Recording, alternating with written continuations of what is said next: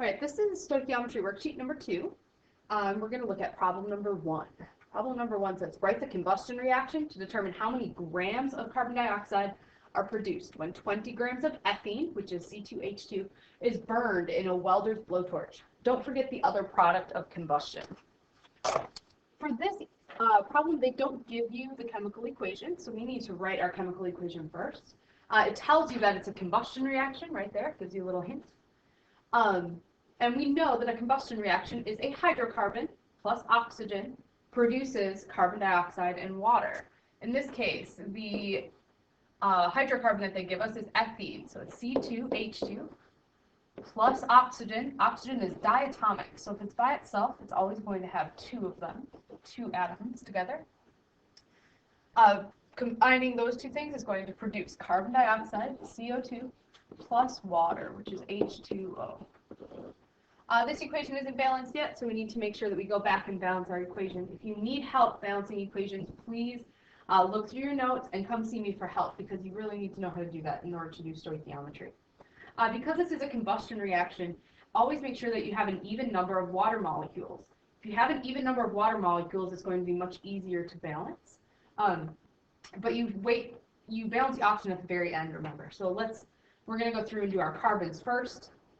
I'm going to add a 2 here, which is going to give me 4 carbons. Add a 4 there. It also gives me 4 hydrogens, so I'm going to add a 2 here, which is going to give me an even number of oxygens, which is what I'm looking for.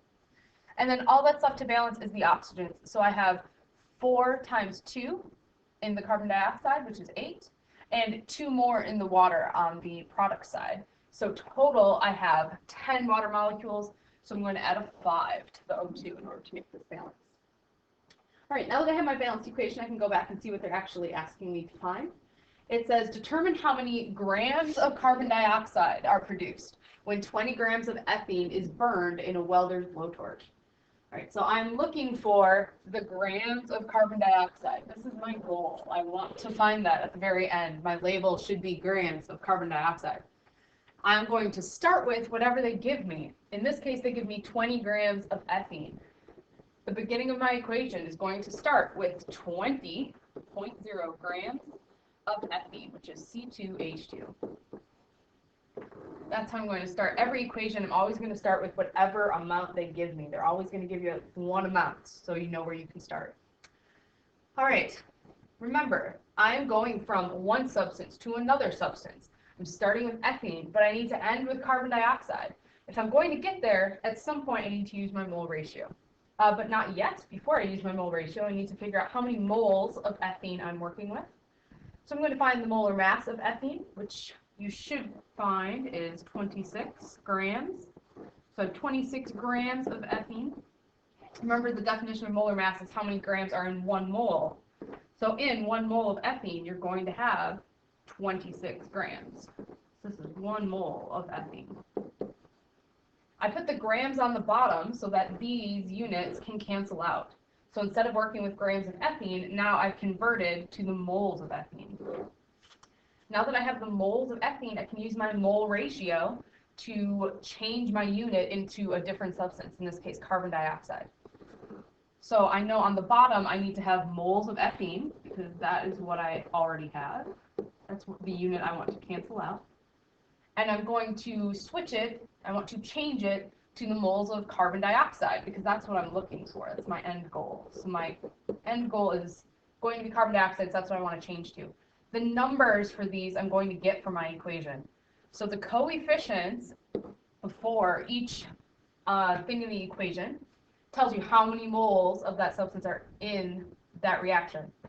I'm going to use those numbers in my mole ratio. In this case, my moles of C2H2 is going to be 2. My moles of carbon dioxide is going to be 4. And after I have that piece written out, I can cancel some more units. I can cancel the moles of ethene. So now I have the moles of carbon dioxide. Remember that the molar mass is the mass of 1 mole. So I know I want to have moles of carbon dioxide on the bottom. That's the unit I want to get rid of. 1 mole of carbon dioxide. I need to find out how many grams of carbon dioxide are in 1 mole. So that's my molar mass. When you calculate your molar mass, you should get 44 grams of CO2. My moles of carbon dioxide once again cancels out. And I'm left with the unit that matches what I'm looking for. I'm left with grams of carbon dioxide, which is what it originally asked me to find. All right, once you get to this point, once you have the unit that you want, all you need to do is multiply across the top.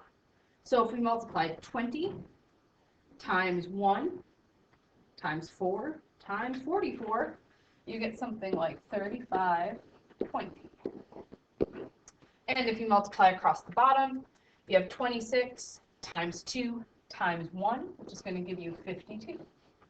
If you divide 35.20 divided by 52, you get something like 67.69230769. You may have more digits than that. You get a big, long decimal.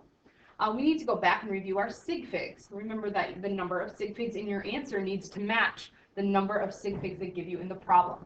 The original number that they give us in the problem has 3 sig figs. So I know that I need 3 sig figs in my answer. I want to keep the 6, the 7, and the 6.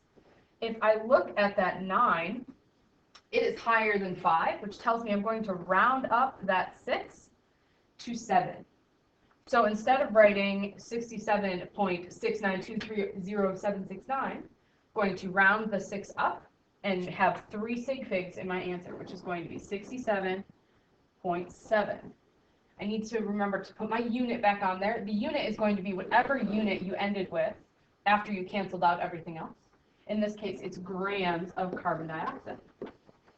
So that is your final answer, 67.7 grams of carbon dioxide. Hopefully that was helpful. If this was confusing at any point, make sure you go back and review how to balance equations, since we have to know and have to have a balanced equation to do these problems, and go back and review sig figs to make sure that your final answer has the correct number of sig figs. Always follow your units, cancel out as necessary, multiply across the top, and multiply across the bottom. If you have any other questions, go back and review your notes or come ask me a question in class.